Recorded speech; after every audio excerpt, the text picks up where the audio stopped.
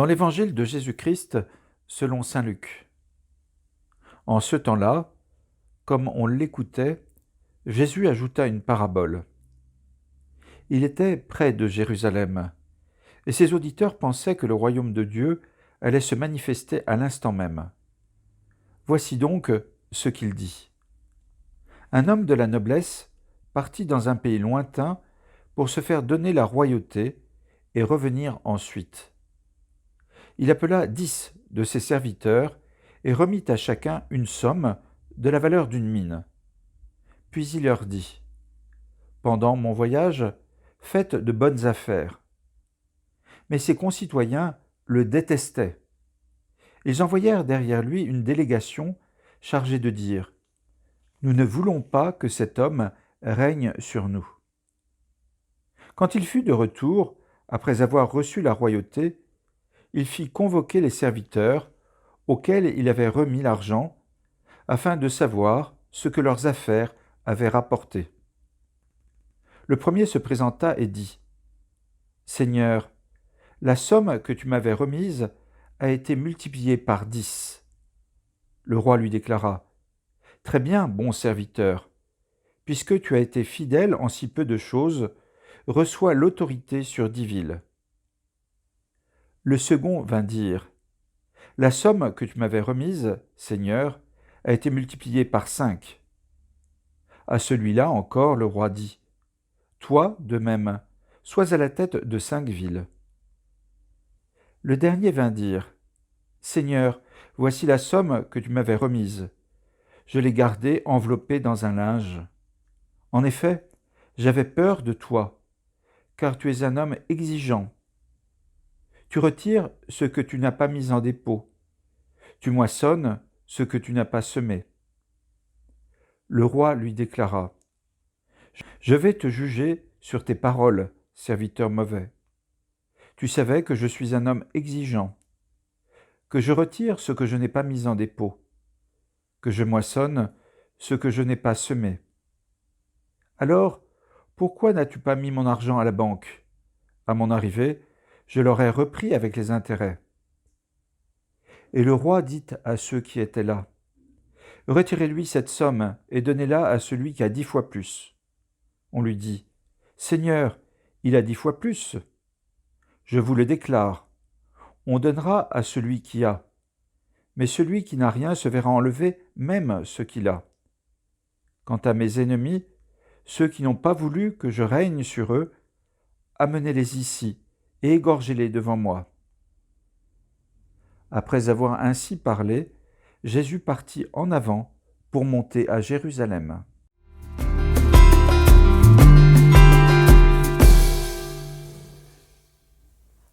Joie de nous revoir cette semaine. Merci pour tous ceux qui ont manifesté leur plaisir d'avoir médité cet évangile, cette parabole sur les lépreux. C'est une nouvelle parabole que nous abordons ce mercredi. Un enfant de 14 ans, c'est-à-dire la confirmation, me demandait l'autre jour : « Mais père, une parabole, c'est pas vrai. » Alors je lui ai dit : « Mais vois-tu, une parabole, c'est pas nécessairement une réalité. C'est un exemple qui est donné, qui est pris dans le monde, de ce que tu es capable de faire toi-même. Mais il y a toujours un enseignement qui vient du bon Dieu. » Voilà ce qu'est la parabole. C'est un exemple qu'on prend sur ce qui se passe dans le monde, mais pas exactement le jour où je le prononce, et qui vient simplement nous révéler quelque chose de vrai.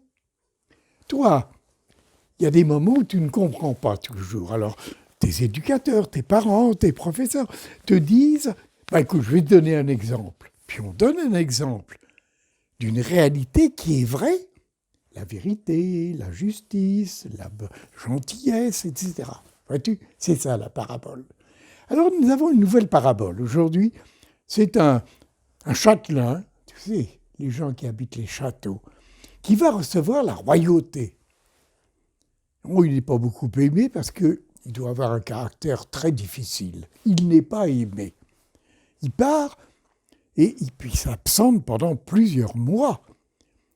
Il laisse un autre château qu'il avait avec des serviteurs. Alors, ou bien ces serviteurs ne vont rien à faire, vont rien faire pendant quelques mois, ou bien le maître va leur donner une mission. Tenez, je vous confie des mines, je vous confie des talents, je vous confie des dollars, je vous confie des euros. Voilà. Tant. Toi, je t'en donne 10 parce que tu es un type énergique. Toi, je t'en donne 5 parce que je sais que tu ne pourrais pas faire plus. Toi, je t'en donne 2, etc.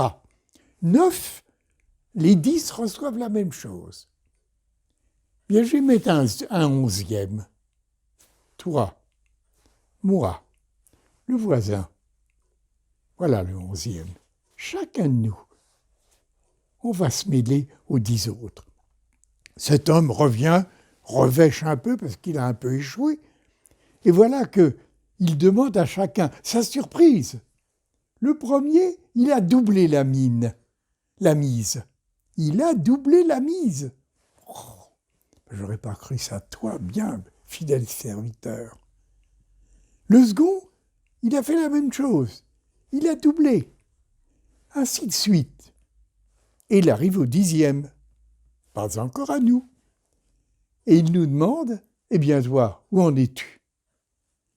L'autre dit, tu es tellement méchant que je t'ai craint, car je ne vis ici que par crainte. Alors je l'ai caché pour qu'on ne me le vole pas. Et je n'ai rien fait.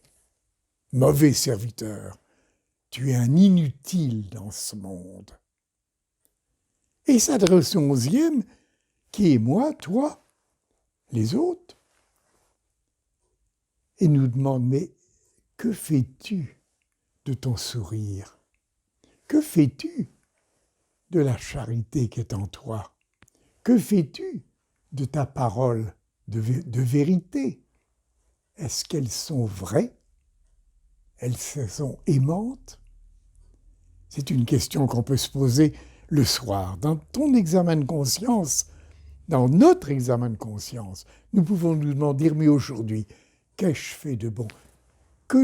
Qu'est-ce que je peux rendre de ce que je possède dans le cœur, dans l'intelligence ou dans le corps ? Car c'est ça ma personne. La personne humaine, ce sont ces trois éléments qui peuvent s'attacher l'un à l'autre. L'homme parfait, personne n'est parfait, attention, mais l'homme qui frise la perfection, elle est là, elle est là. Ce sont les trois attributs qui forment ma personne, le corps, l'intelligence, le cœur, l'amour. Voilà comment on peut comprendre aujourd'hui cet évangile, la richesse de cet évangile.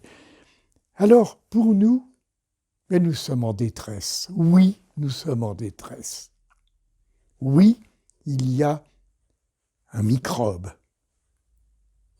Oui, nous ne sommes plus libres de ce que nous voudrions réaliser.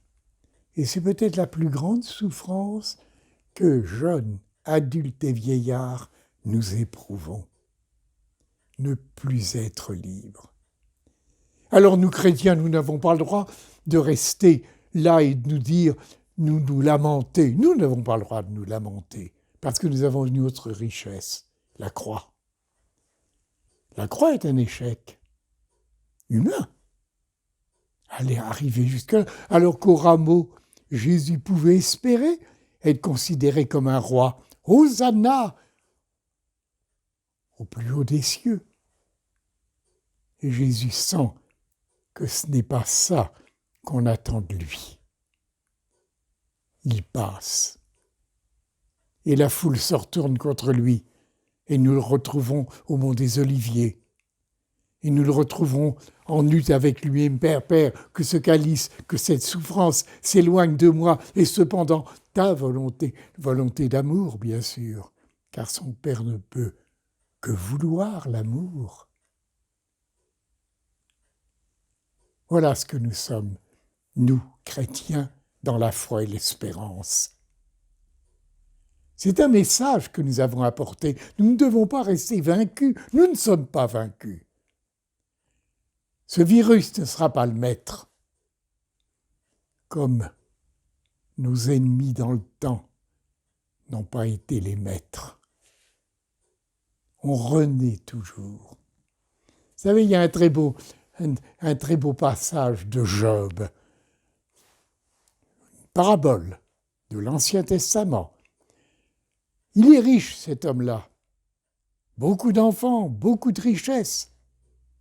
Tout est anéanti. Une tempête, probablement, comme ces tempêtes dont vous entendez parler, cyclones, à l'heure actuelle. Tout est détruit. Dieu m'avait donné, Dieu m'a retiré.